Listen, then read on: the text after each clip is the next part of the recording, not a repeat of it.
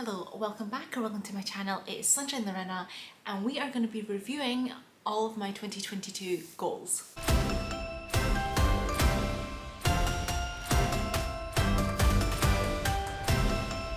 Yes guys, we are almost at the end of the year. I am filming this on the 21st of December.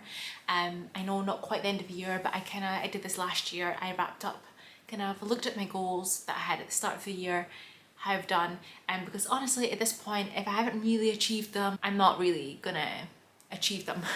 There is not enough time. So we're gonna just go through all those goals that I had at the start of the year, see where I am. I'm also going to do a little bit of stats as well. So since I use Storygraph, you get lots of like stats and graphs, etc. So I'll do that at the end and I'll timestamp it if you do want to go ahead on the different parts. But yes, let's just jump straight into it, and we're going to kick off with the reading goals first of all. So the big reading goal of the year is the amount of books that I was going to read. So in 2022, I had set myself the goal of 52 books. Even though in 2021, I read 104 books and 60 books in 2020. I decided to do that to give myself a little bit of the pressure off, because prior to me reading 60 books in 2020, I had been in a massive slump for years. So yes, I decided a book a week is a very achievable goal, even if I slump a bit, and I did slump a bit during this year.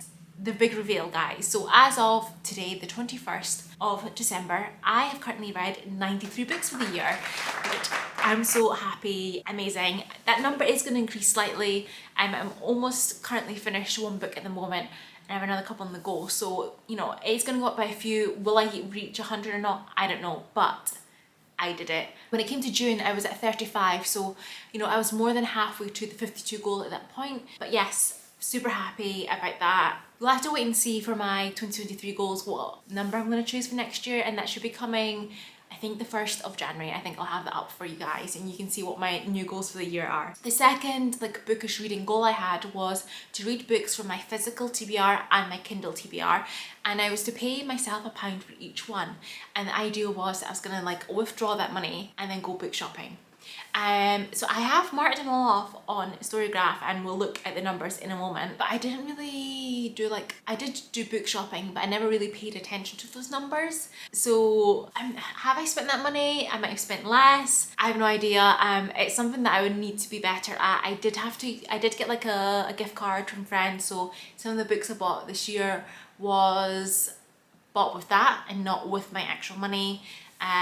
But yeah, guys, I don't know, and I don't really want to go back and actually total up how much I did spend, because we'll look at the numbers, but I've probably spent more money than I'd put into the savings account. So let's just have a look. Let me check. Okay, so I read 46 between my Kindle and physical TBR, which is actually a really good number. And most of those are probably my Kindle books, let's be honest, because I've read quite a few physical ones, but I've read a lot of Kindle stuff this year, but that's good. But maybe, I'm just thinking, because books are a bit expensive sometimes, I might have remained under budget because, like I said, there was that gift card. I could have remained under budget, but I'm not going to find out because I don't want to know in case I have went over budget. But that's not bad. I think I might continue this goal next year, but I'll need to be way better. The next bookish goal was to keep up with new releases, and my idea with this was to post anticipated releases each month. I did do videos throughout the year, but let me just double check when I actually stopped. I know I didn't do it for the full year. I did it more than half. I want to say maybe August was the last one I did. Let me see. Yes, the last one I did was August releases. So I did it for 8 months and then I kind of stopped. I didn't always read them, but I have read, I believe, quite a few 2022 releases. I'm going to check just now, but I think I have. I hopefully kept up with it quite well. Let's see what's the numbers. Okay, so according to Storygraph, and this is me physically tagging them, I have 18. I'm currently reading another 2022 release at the moment, so 19. I'm now wondering if I've missed some, because 18 is still a good number, don't get me wrong, 18, and like I said, I'm currently reading one which would make it 19. But for example, this one I had not marked as a 22 release, so actually finished 19 now. This one again not being marked down, so that should be 20 now. This one, okay guys, I'm gonna just take a minute, stop filming, take a minute and mark these down and come back to you with the actual number. Okay guys, I went through my books, and apparently the last few months I completely forgot to tag the 22 releases as 2022 releases. So the actual number is 24 that I've read this year, which is fantastic. That's like pretty much like a quarter or so, and I think that's really good. So I've done really well in that. Didn't keep all the videos, but I've done well with actually reading them, and that was the whole point. Then the next one was one that I've had the last couple of years, which was read 10 classics in a year. Now, last year, while I did the same thing this year as well as last year, whereas I did a video of 10 classics I want to read in 2022. And last year, whilst I didn't complete the list that I did actually read 10 classics. So I'd still completed it. This year, I know for a fact that I have not read that many classics. So there's no way I've reached this number, but just how low is it? Let's see. So I've read 4 classics this year, only 4, not even half. I just felt I wasn't as drawn to them this year. I think I still kind of want to aim to read more classics, but I'm gonna have to evaluate how I'm gonna do it next year, because quite clearly having lists is not my thing. Putting books on a list is guaranteed that I'm probably not going to read them, so we're going to have to reevaluate that. But 4, I wish I'd done 5. I mean, I know I have time, but I don't think I'm going to pick up another classic for the end of the year because they're quite dense. So yeah, I'm gonna have to think about it. I'm gonna think what I have to do next year. The next one, again, is a goal that I've had the last couple of years, which was read 10 books of the Rory Gilmore list. Now last year, I don't think I achieved it. And this year, guys, I've read 3. I've read 3 off that list. But maybe if I'd read more classics, I could have ticked more off on the Rory Gilmore list. Again, I'm gonna have to evaluate this goal. Is it something I really should keep? Because quite clearly, I'm not following through on it. I'll have to reevaluate and see. But yes, I only read 3. And one of those were on like updated lists because it was Wild, which is the memoir, and it was actually featured in The Year in a Life, not the original series. So, I mean, I'm counting it, but you know, that's not great at all. I do love Gilmore Girls, but do I want to read all the books on the Rory Gilmore list? I need to think about it. And then the last reading goal that I had in 2022 was to read 1 book in Italian. And I read 1 book in Italian. And I read it spring last year. I did like a vlog. The first time me actually finishing a book in Italian, I was like so proud of myself. And I thought after that video, I was like, oh, I'm probably gonna read another one of these this year. And I just haven't read another book in Italian, but I achieved the goal. The point is, I said 1 and I read 1. So I did it, I achieved it. I do want to keep trying to read in Italian, and I will try doing another vlog when I do that as well, like a follow-up one. But yes, I did it, read 1, even if it was The Little Prince, which is a children's book and it isn't that big. I still read it in another language, and I didn't even read it in English, so go me. And now on to those channel goals. So the first one I had was post consistently, and I think I have done that quite well this year. There was a period across spring where I didn't post that much, and that's because I ended up going into a slump.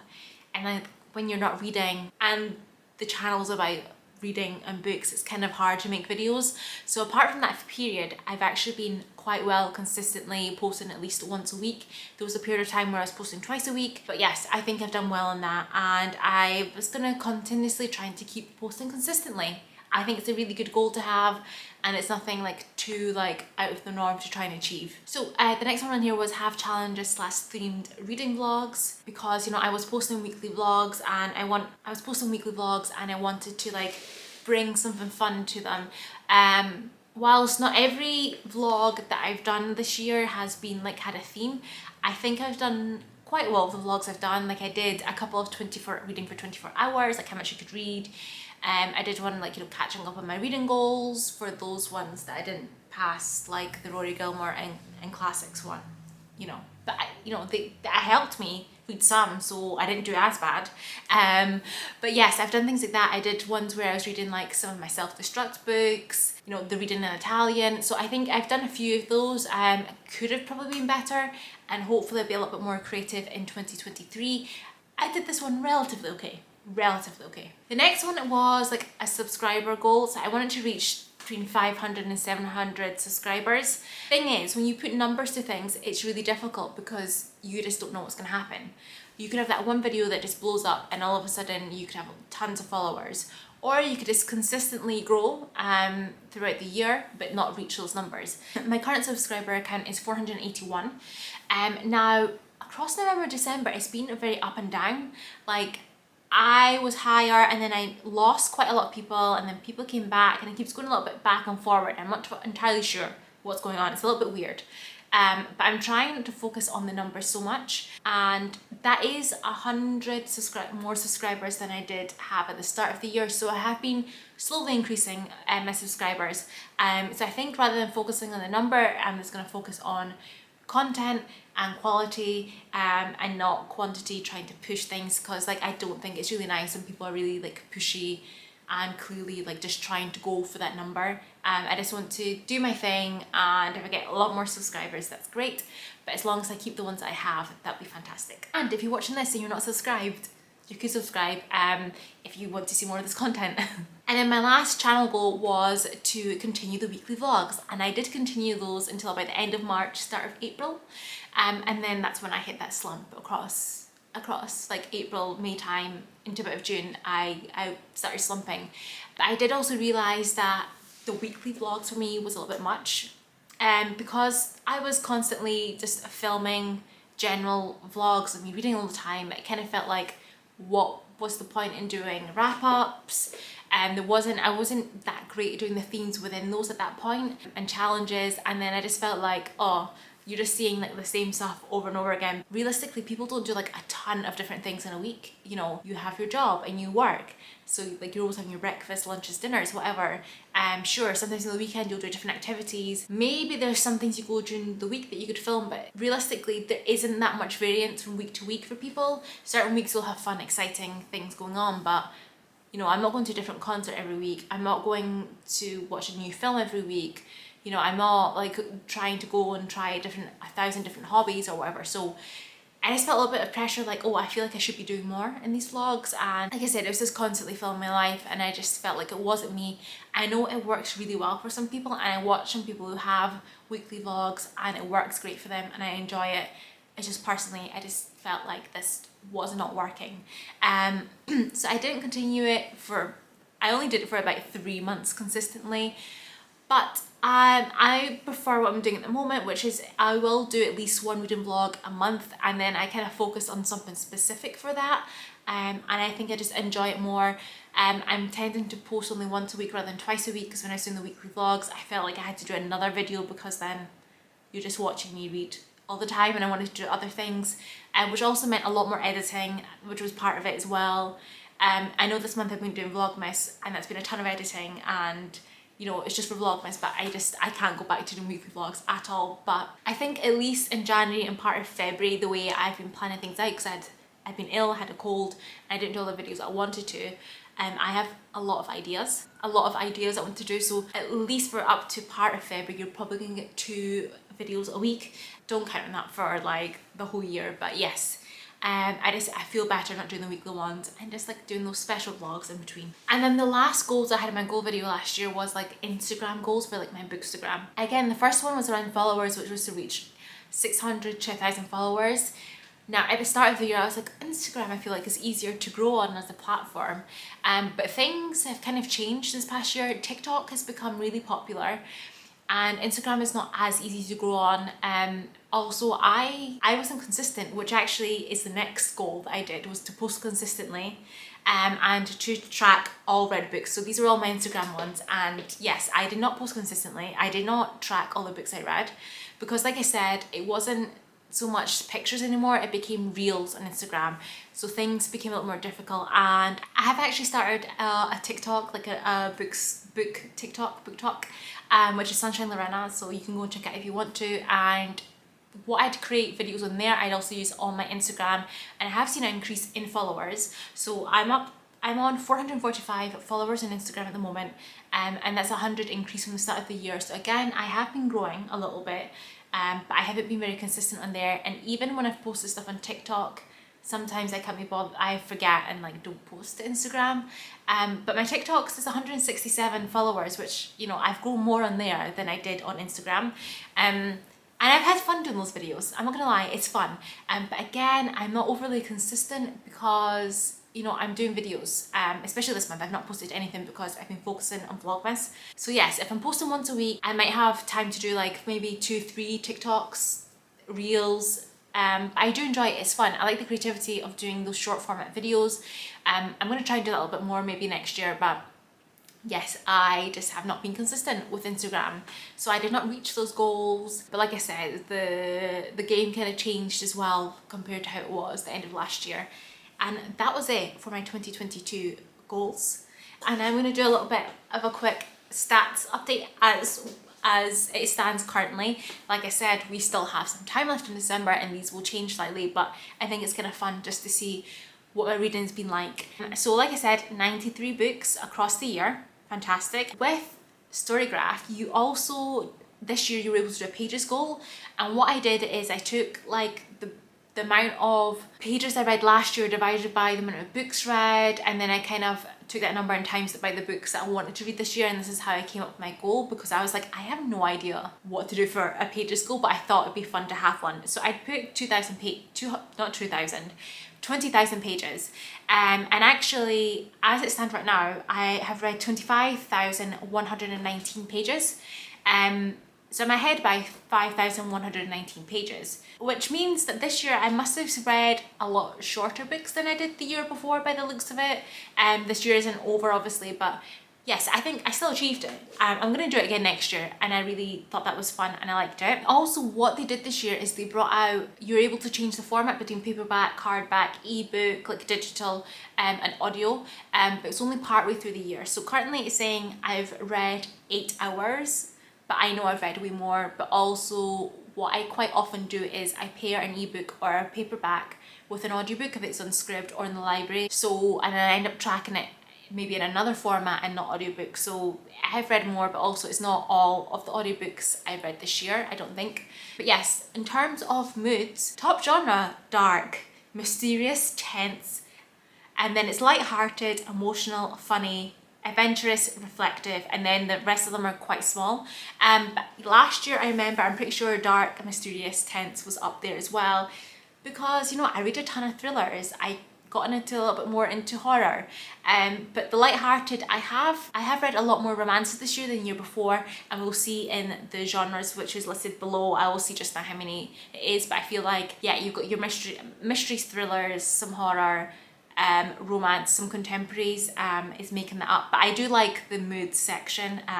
I think is a good one to track. In terms of pace, I only read 12% that's considered slow pace, medium at 47%, which is the majority, which is interesting. I'm just trying to think, I felt like I've read quite a few fast ones, but then audiobooks, guys, audiobooks. And then fast, 41%, so not so much into those slow ones. I don't intentionally pick up books thinking they're going medium, fast, slow, so that's an interesting one. In terms of page numbers, I've only read 5% of 500 plus books. Books with 500 plus pages, which is, how many books was that? Let me see. That was 5 books. I've only read 5 books this year over 500 pages. 3 of which was the Probably War trilogy, and then White Teeth and the Girl with the Dragon Tattoo. So I really haven't read big books this year. However, at 43%, we have the 300 to 499 pages. So the ones that were almost at 500, hopefully, was 40 of them. So I'm in that medium section quite well, and then 51% is less than 300, which explains the pages read, because I'm pretty sure I didn't read that many small books last year, short books, you know. But yes, that's good. So 91% has been fiction this year, and only 9% has been non-fiction. I feel like I need to try and read more non-fiction. I feel like other years I read more memoirs, biographies, etc. I feel like that number could be better. I feel like I could read a little bit more non-fiction. Maybe 10% would be good. I need to think about that, but yes. So that was only 8 non-fiction books, of which the majority are memoirs. One wasn't a memoir. There's another one I'm currently reading, Atomic Habits, which is another one. So it'll take me up to 9, which isn't a memoir. So yeah, I need to think about that, definitely. Okay, now we're gonna get on to genres. So top one this year is romance. That's surprising. With, how many books is that? 28 books, romance books. I knew I read a lot of romance, but I was thinking thriller was going to be top, and thriller's not far behind at 26. I mean, they were close, very close. That's very interesting, because I always think thrillers are my favourite genre, but definitely got into more romances this year. and some really good romances. Like, yeah, I read It Happened One Summer this year, which I absolutely loved. I read Until I Met You by Amber Rose Gill, who's a previous Love Islander, and that's a really good one to recommend. You know, I tried oh, I know why this number's probably bumped up, because I got Kindle Unlimited and I've picked up more romances than the thrillers from Kindle Unlimited. So like, because if someone wants to try like the Mind F series I read this year, I've picked up the Ice Planet Barbarians. I've started that. And yeah, so yeah, I've just been picking up a few more of those, and I think that's what's led me more down the romance track this year, was that Kindle Unlimited subscription. But I've been enjoying the romances, so that's really interesting. Then it's contemporary with 20, so that is high. I think you're probably thinking these numbers aren't adding up. They're going to start not to add up, and that's because I think what happens is with Storygraph, you could have books that follow more than one category. So you know how you have like, you could have like a crime thriller, but I think it might be tagged as thriller and crime, and it might double count technically, because these numbers are not going to make sense at some point. Horror was 19 this year. I didn't think I read that much horror, but I have, and I'm having a little flick through, and that's right, I have read all of those. Although The Butterfly Garden is tagged as horror, which I don't feel like it is. I don't feel like that is horror, but yeah. Then mystery, which I knew it was high up there with 16. Again, some of these cross over into thriller category because they're a thriller mystery. Then fantasy with 10. That's surprising. Like, I felt like I did read a little bit more fantasy this year, but I'm not a big fantasy reader, but I've read 10 of them, which is good. It's good. I definitely want to try and pick up more fantasy, get into that a little bit more. Then we have short stories, memoir, crime, classics, science fiction, etc. And it just keeps going on. But yeah, the main ones: romance, thriller, contemporary, horror, mystery, and then fantasy kind of slides in there as well, which is kind of what I'm expecting, but not in that order. Okay, so format, like I said, they allow you to tag the format. So 33% has been print, so physical, like, or paperback or hardback. 39% has been digital, which I was expecting that to be high because I have read a lot of my Kindle books. And then audio, 28%. Like I said, a lot of the time I will pair an audiobook with a physical or a Kindle one, and I will actually tag them as ebook and physical, like print, rather than audiobook, because that's the main format, and like the audiobook is just to kind of like help me along. But yes, I feel like that's a good split. It's more or less around the same sort of numbers. I feel like I had a good variety in my reading formats. And then we have most read authors. So number 1 is S.T. Abbey, yeah, because I read the Mind F series, which is 5 books, so that makes sense. Then with Where, I read 3. I did read 3 one by one. Then Turn of the Key, which was the best one, and then The Egg Girl. Yeah, R.F. Kuang, because I read the Poppy War trilogy, and R.L. Stein, who writes the Goosebump ones, because I read a few of those this year. And then it kind of drops down a little bit, but yes, that kind of makes sense. I don't tend to read a lot of the same authors in one year, as you can tell, but that could change next year because, like I said, I've started Ice Planet Barbarians. I feel like I'm going to continue with that and see where it goes. So that might be like, Ruby Dixon might be high up next year. It's going to be interesting next year, definitely it's going to be interesting. So interesting, it says all books in this time period are in English, which means the Little Prince Il Piccolo Principe I mustn't have marked down in Italian. I'm going to check that because I know I read one in Italian. I would like my stats to reflect that. And then it shows like number of books, pages, and minutes. I'm not going to do that because that's like all over the place. It's a little graph. And then star ratings. So I've marked 89 reviews, which means some are missing. And only there's like one has no rating. So that doesn't make fully sense to those numbers. I've read 93. I'll need to double check on that. But I don't rate memoirs, which is probably all the missing ones. But I don't know why it's only showing one as no rating. Like I said, I'll need to check that. I know.